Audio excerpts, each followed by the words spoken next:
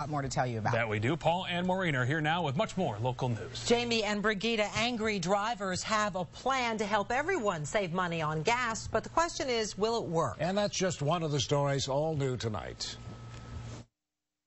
Gas prices continue to increase tonight, while some people are trading in their cars for scooters. Every year in Mecklenburg County, thousands of people will miss their appointment before a judge. Some of them will be no-shows today. How they're hurting themselves and the system. In about an hour behind these doors, the CMS school board will decide which teachers stay, which ones go, while the process is already causing controversy. A mercury spill has federal cleanup crews in Caldwell County today. That's right, a mercury spill.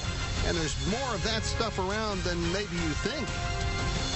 This WBTV high-definition program is sponsored by Time Warner Cable.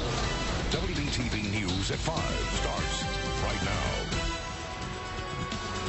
now. Gas prices surging. Tonight, fed-up drivers have had enough, and thousands are calling for change. But could their strategy work? Hello, everyone, and welcome. I'm Paul Cameron. And I'm Maureen O'Boyle. Glad to have you with us tonight. Experts now warn we could pay $4 a gallon to fill up by next month. Drivers are already paying $3.50 a gallon across North Carolina. In Charlotte, gas is $3.51 a gallon, and in South Carolina, $3.38. Now there's talk of a revolt. Facebook pages like this one propose a national gas strike. It's all the rage on Twitter as well today. But could it really work? WBTV's Sarah Batista is live and on your side tonight. And Sarah, drivers are searching for some kind of relief, but are they just grasping at straws with these things? Well, Maureen, a strike makes people feel like they're actually doing something, but will it work? Well, I talked with AAA experts today, and they say if you plan to strike, don't expect those prices to come down anytime soon.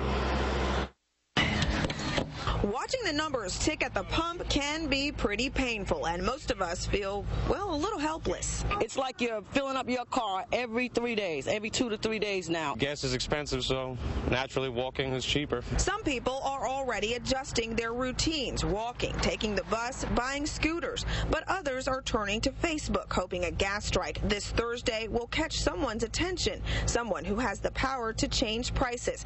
But will it work? These drivers don't think so. What is going to take 2 cents off, then the holiday will come and it'll bring it right back up. I don't think it's going to have as much effectiveness as people would like to think. Brendan Brines with AAA says they're probably right. One day of not filling up isn't going to make much of a dent, because the truth is your car still needs gas and you'll still have to fill up. They're not cutting their habits, they're not cutting their behavior, they're not taking the bus. Those are the type of things that will really curb consumption. The last time gas prices skyrocketed to $4 was in 2008, right before the financial meltdown. Brian Wellen hopes gas prices won't go there again. Everybody's going to buy gas. At some point they need it, they have to have it. So I'm not sure what the outcome is going to be. And some people are already looking at other alternatives to driving their cars. Well, what about a scooter? I'll have more on how the gas hike is impacting that industry coming up tonight at 6. For now, we're live in West Charlotte. Sarah Batista, WBTV, on your side. Got to be better than a gas guzzler, Sarah. Thank you. Viewers are sounding off about this on my Facebook page. One person wrote, a gas strike is like a blood strike. You can't live without it. You can interact with me online. Search for my Facebook page under Maureen O'Boyle. You can find the cheapest gas prices as well in your area by going to WBTV.com. Click on traffic and then go to the gas prices section. You'll find this interactive map. More delays tonight in the case against Elisa Baker, the woman charged with murdering Zara Baker, her stepmother. Supposed to be back in court today, but a judge postponed it until next month. And we've learned Elisa Baker's attorney will get his first look at the state's evidence against her tomorrow. New tonight on Primetime, why it could be months before this case goes to trial. Tonight, a police sketch could help find the thug who attacked a 72-year-old woman. Take a look. This is what investigators believe this man looks like. Last month, a man matching this description broke through the door of this Clover home. He knocked a woman to the floor, but he heard something, then ran.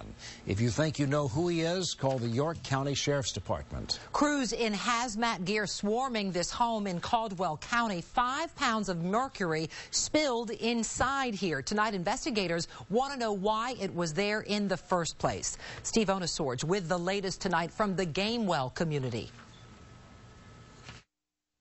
The EPA team donned special suits and worked the scene carefully. It's a type of spill they don't come across often. It's a significant amount of mercury. The mercury was in a jar on a kitchen shelf, say officials. The family forgot it was there until it spilled. A grandfather long since passed used to be a gold prospector, and they figure it was his. Mercury is actually used to leach gold out of various substances. It's not used anymore around here for gold prospecting. Too toxic, especially to kids. And in this house, there were 3 of them. Ranging, I think, under the age of 7. It's why when the spill happened Sunday, the family moved out, the EPA moved in. Our goal here is to reduce the concentrations of mercury vapors below health-based standards, at which point all the family will be able to move back into the home. That will take a few more days. In the meantime, the Red Cross has put the family up, and officials are checking to be sure the family is okay. The health department is working really closely with our local physicians to make sure that they get care and that they're being assessed. No other details are being released. Officials think that mercury had been sitting in that jar on that shelf for years. And they also think there's a lot of other shelves in this county that have the same thing. If you find a jar full or have an accident with more than just a thermometer's worth of mercury, open some windows, let some fresh air in, don't try and clean it up, and call your local county health department. Let the experts take care of it. In Caldwell County, Steve Onesorge, WBTV, on your side. And it could cost thousands of dollars to pay for that cleanup. The EPA says it will investigate how this happened and which person is responsible to pay that hefty bill. Fire destroyed a home in Rowan County this morning. Flames shot through the roof as firefighters arrived. There's no word on what started it. We do know the family was able to escape unharmed. Tonight, investigators want to know who would break into a church and ransack the place. Eastview Baptist in Rock Hill, vandalized overnight. And the crooks did more than just break windows. They made off with a 42-inch flat-screen TV, a laptop, and an Xbox gaming system. Our First Alert weather team is tracking some severe storms cutting across the country. They've brought the threat of tornadoes to the deep south, and now this system is headed our way. But for the meantime, it's pretty nice outside. Here's Kelly Franson, the First Alert Weather Center. It looks like those storms for most of us will be arriving overnight while you're sleeping, although that'll just be the leading edge. It's going to take a little while for this system to strengthen up into our area right now. Some clouds have moved in. The mountains could be brushed by just a little bit in the evening hours, but we're talking minimal rain at first. The emphasis has to be on the at first. A flood watch has already been issued. That goes into effect tomorrow, runs into Thursday. More details in your full forecast. Right now, though, here's Liz Horton with traffic. Thanks, Kelly. Your First Alert traffic brought to you by Paramount Kia of Hickory. Well, the earlier delays on 45 starting to move a bit better, and take a look at 77 around LaSalle Street. We've got great moving conditions here. We're actually delay-free at this point on 77 and 85. If you're heading home from the office, things look pretty good there. However, if you work at Presbyterian Hospital, not such a good thing. We've got a crash here on Caswell Road right there at the intersection of Randolph Road. So if you know anyone traveling to the area, you want to tell them to steer clear of that. Instead, take 3rd Street as your alternate route. Now, back to the desk. Leslie, thank you. Tonight, a new piece of technology to help ease traffic on Charlotte's most crowded roads. How this flashing light will save you some time. And next at 5 o'clock, missing since Christmas. Tonight, there's a potential new setback in the search for Felicia Barnes.